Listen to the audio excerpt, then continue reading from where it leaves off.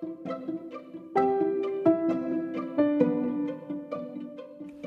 is the Milo Sweet Podcast, where you'll learn to get unstuck. Start now. Conquer life's challenges by learning to do difficult. Find quick and clever ways to overcome. Wait, did you think life was going to be easy? Remember, all of your excuses are now dead to me. Let's get started.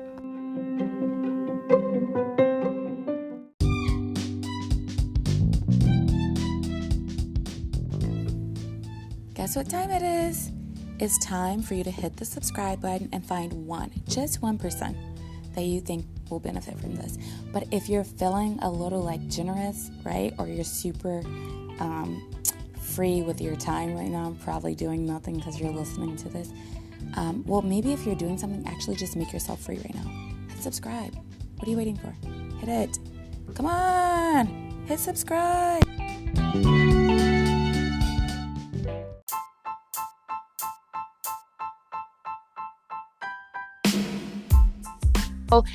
And down memory lane a little bit, what made you become a zookeeper, and how can parents recognize maybe that quality or that value system in their kids? Because it's a little overwhelming at first. You're like, Yeah. Isn't it fun to just read it in the book? Right. Definitely. So how I became a zookeeper. So I've always loved animals. I've always been interested in biology and the natural world and all that kind of stuff. And so when I went to college, I got my degree in zoology, but I still didn't have any idea actually, what I wanted to do. Being a zookeeper wasn't really on my mind. It wasn't something I was thinking about. Usually zoology majors either go and do government projects, studying ducks in this marsh somewhere in Mississippi kind of thing. not of interest to me. Or they go to med school or vet school, because that's what zoology really is it's just pre-med. So, but over the summer or after I graduated, I wound up working at a zoo, and in the education department, they had this kind of camp program. And then I got to see what zookeepers really do, which is, I think, one of the great mysteries for people who love zoos, because they have no idea what we do. We could do a whole podcast on just the ridiculous questions that I've gotten in my career. Oh, yes. Let's do that. That's on another show, but absolutely. Any crazy ideas you have? I was just thinking in my head, I need to have a segment with Laura, and we can just go through all these different things you've learned, because you have so much information. I just love listening to you talk. Continue. Oh, thank you. Well, thank you. So crazy things that people think we do. But when I was at that zoo, I learned, okay, this is actually what zookeepers do. I was very interested in that, and interested in the relationships that they develop with these animals, the trust between the animals and the humans. That whole thing was really cool to me. And, at the end of that summer, when I was finished, a couple of keeper jobs opened up, and I was very lucky, because getting a zookeeper, a full-time keeper job is actually really challenging, because everybody wants to be a zookeeper, until they figure out what to do. But everybody wants to do that, or at least they think they do, until they're like, oh, it's a lot of poop. Okay. Yeah. I know. I didn't realize that. Right. So I started with animals that make huge poops and a ton of poop. Rhinos are my they're my one true love, although I have tons of animals I love. Aww. But they're one of my favorites, but also big poops. So, I started out doing that, and was not a plan, wasn't, something I was dreaming about or hoping towards, but it really fit all the things that I like. I wanted to be, involved in some sort of science-based animal thing. I'm a big theater person, so I love being able to be on a stage and educate people about things that I love and that I'm passionate about. And that really fit in. And, being physical, I like to be really active and physical. And so all those things, it just wound up being one of the perfect jobs for me. And I've done it for 20 years now. I've been at many different zoos. I've been at 3 different zoos, and then did a keeper exchange at a different one outside of the country in Australia. And wow. So that's my little story. Obviously it's longer with more details, but yeah. And so go ahead. Yeah. For kids who are looking to, they really find this an interesting thing and they want to get into it. zookeeping is something you do because you have a passion for caring for animals. It is not glamorous. It is not well paid. It is not, it's a labor of love. It truly is, because, the 5 to 10 minutes a day, I get to just sit there and, and pet one of the animals, or even just sit there and be in their presence and watch them and see them recognize me when I walk by over the 100 other guests standing there, and they see me in the crowd. That's what makes it all worth it. I love those moments. Wow. So yeah, for kids, it's the is this something that you want to do? It's hard on your body, very hard. It's very competitive. You're gonna be outside in all different kinds of weather. So it's not paradise, but it's worth it if that's what fills you up. What fulfills you. So that's you have to consider. That is actually very interesting, because I think I never knew what zookeepers did either. And I'm not sure if my questions would make it to the craziest list, but they might be the most juvenile, really, how old are you? So I didn't know a lot. I feel like the conversations with you and the other keepers really helped me to realize, first off, you guys work super hard, and it's not really that appreciated, to be honest. If I'm really completely honest, if people really knew how hard you work, I think zookeepers should be paid double. And I also think that people should really understand what having a local zoo is and what it's doing. And that should be part of a conversation when you move to the area. I know that sounds drastic, but I really think that for me, learning all of that was wow, I'm participating in so many other things than I really understood. So considering that a lot of zoos are closed to the public right now, what's something that people should have top of mind to either help zoos or think about if with the consideration that zoos are not actively able to have visitors right now? So all zoos are different and supported differently. Some are supported, government, some are private societies, like San Diego's the Zoological Society of San Diego. So they kind of have support monetarily in different ways. But I know one of the biggest things right now is, financial. Obviously, zoos are, we are clearly still caring for the animals with the same welfare level that we have always given, and that's really, really important for all AZA facilities that we're doing that. One of the ways you can support is go to your zoo's website or the Facebook page, and if you have an extra, and this sounds ridiculous, but literally you have an extra $5-10, there's a donate now button on almost all of them. Even little things like that could really help, because there are certain zoos where not the keeper staff, but a lot of other people, they have had to lay off. It's really difficult times right now, honestly, which is sad, because of course the biggest thing that we rely on are the people coming through our doors and coming to learn about the animals and recreate and get entertained and all those things all in one. Right. So that's a big thing. And other than that, just going to their websites and their Facebook pages and seeing all of the really great content that zoos are putting out right now to help educate, kids. There are so many, probably almost every kid in the country right now is probably being homeschooled. And just the other day, I did a little animal science class for my best friend and her 2 boys down in LA. And I let them choose 2 species out of a long list. And we talked about porcupines and caracals yesterday, so, and next week are bats and tapirs. So, just doing, but obviously not everybody has a local zoologist that's their friend, they can do that. I know, right? With, personal photos of these animals, but you can still, go to those pages and see what's going on at the zoos, because one of the really kind of fun things about not having guests is that you can take the animals, so some of the ones clearly not lions and all those kind of places, the dangerous ones, the fun ones, they just took our flamingos, they took them all out on the concert lawn at the Oregon Zoo just yesterday, and they're having the best time and getting amazing exercise and flapping, and so there's things like that going on all over the place. And so other than encouraging you to do that, once this is over, go to your local zoo. That's one of the best ways too, is, go, the weather is going to be beautiful. Go be outside, learn something new.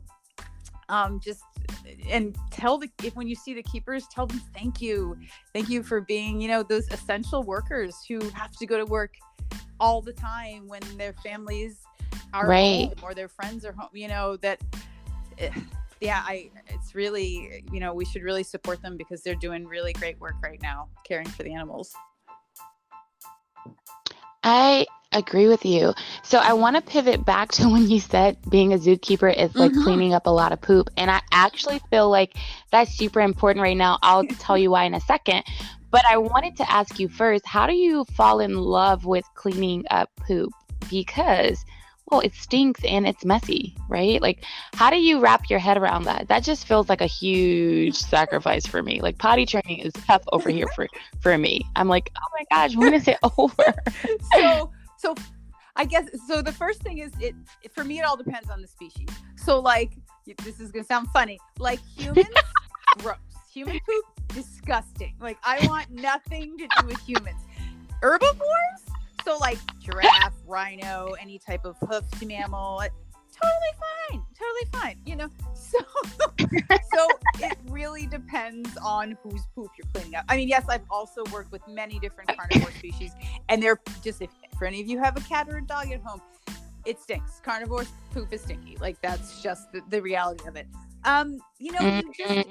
You do get used to it. You really do. And also it's so not a big deal when you are shoveling hundreds of pounds of it every day. It's not, it becomes something that you talk about at lunchtime because so-and-so's poop looks, you almost feel like a parent, because you're like, well, so-and-so hasn't pooped today, or this one, pooped, and it poop looked like this today.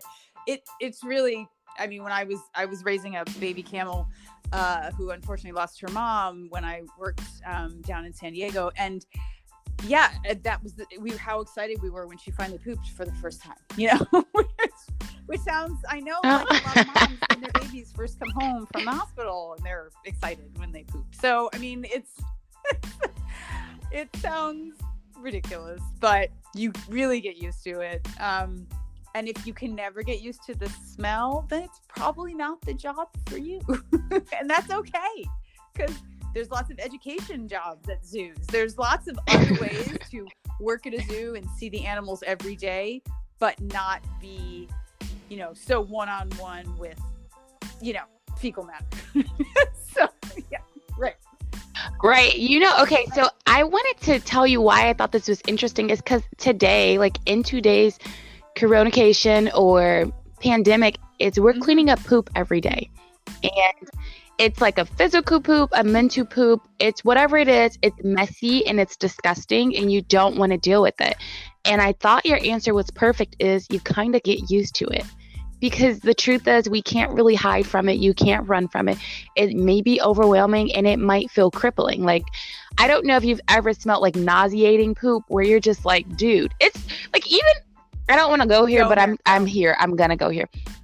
Like, smelling your own fart, you're like, not so bad. But it's when you smell someone else's fart where you're like, dude, oh my God, why did you do that to me? Like, you've ever smelled a fart that'll choke you? That's what I feel like. Like, some of these things are so uncomfortable that it really triggers, the anxiety or depression, or make you feel like you're not going to make it through. But I really thought your answer was fantastic. Not that we want to get used to having a pandemic, but there is a mental toughness that you start to develop where it's almost like working out, where you're like, hey, that was hard last week, but I can run a little bit longer, or I could lift that, or I could do an extra push-up. And that's kind of the philosophy to dealing with just the poop we're going to deal with. For the next couple months, forever, how long. It's just, you're going to get used to it. Not used to the sadness or anything, but just used to having to push through mentally and physically in a uncomfortable, smelly situation, just where it's like, ugh. And I think, when you really think about that, you've decided to go to work for 20 years and clean up poop. and you want it to do that. I think that definitely says relentless, resilient, says a lot of characteristics to me that are very, very important to be successful in life. And it's not just that, it's how you work the process. It's not always the journey, it's just continuing the process because you have the skill set to do that. Like I think there's so many things that me and my kids admire about you, and just your like how you educate, and like I never felt like you didn't want to be there. Even if you didn't, I always felt like you wanted to be right there at that moment. And you could be good at lying, I don't know, but I definitely, that resonated with me. It really did. And every time me and my kids chose to do something, I said, I want to be right. If I'm deciding to show up, I want to show up 100% where I'm supposed to be, and own that, and not be indecisive about that. So before we end, I wanted to know if there's anything you want to share, like a crazy story, or just anything that you think people should think about right now, or anything that's on your heart, or your favorite animal and why. You kind of led that on with rhinos. I definitely think this is not the last show. We literally did not touch on anything. But I feel like we had a good time. This is highly entertaining, which I need right now. More entertainment. Yes, please. I know. Gosh, what to say? I mean, I really appreciate, what you just said about me, and, feeling that I always wanted to be there.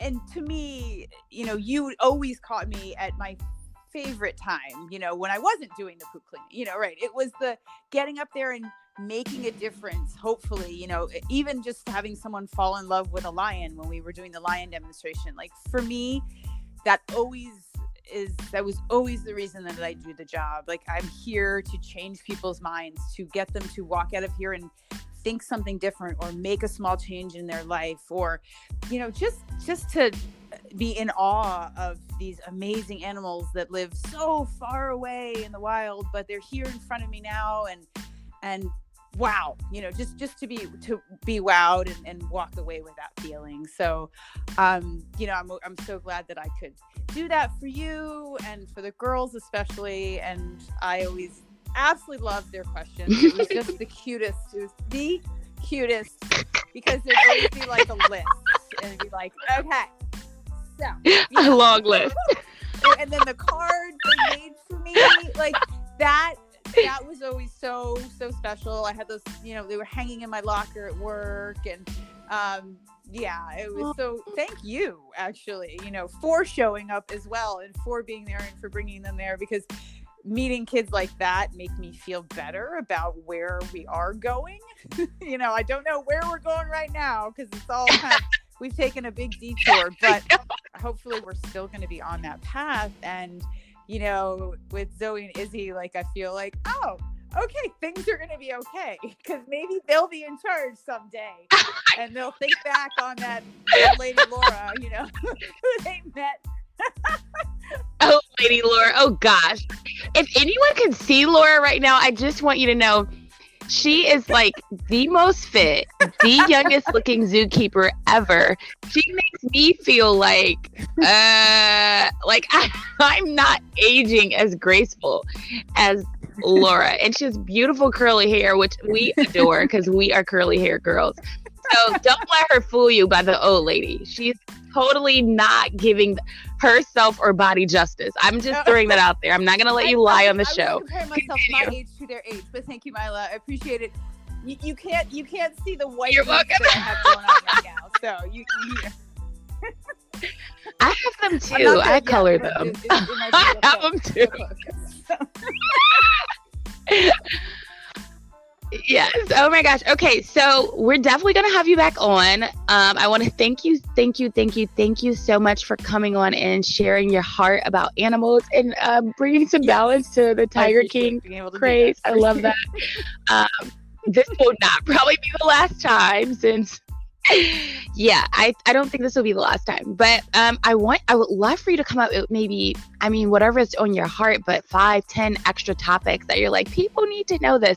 And this could totally be where Laura schools Mila about zoo, animals, entertaining, whatever. Let's just roll with it. So